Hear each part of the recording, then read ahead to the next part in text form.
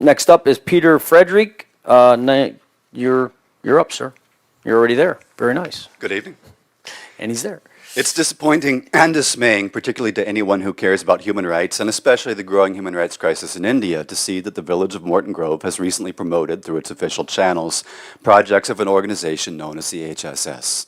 While the HSS presents itself to local governments like this one as a benign cultural and religious organization, the reality is that it is a partisan political group.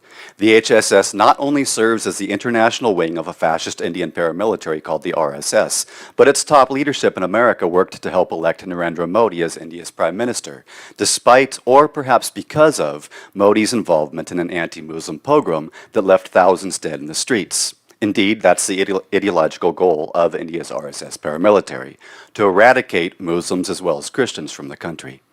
Here in America, the HSS serves as a propaganda mouthpiece and support base for the RSS back in India.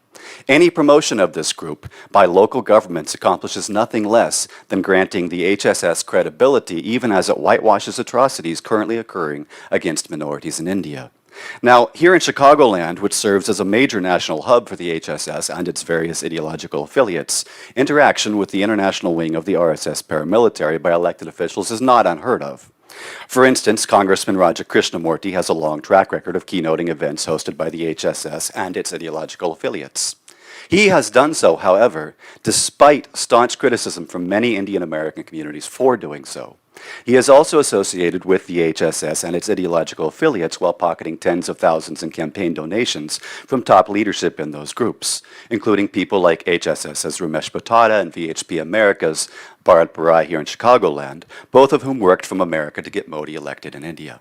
The congressman's financial relationship with such donors certainly helps explain why he might be incentivized to keep silent about or even help whitewash a situation in Modi's India, which international experts are warning is one that borders on impending genocide.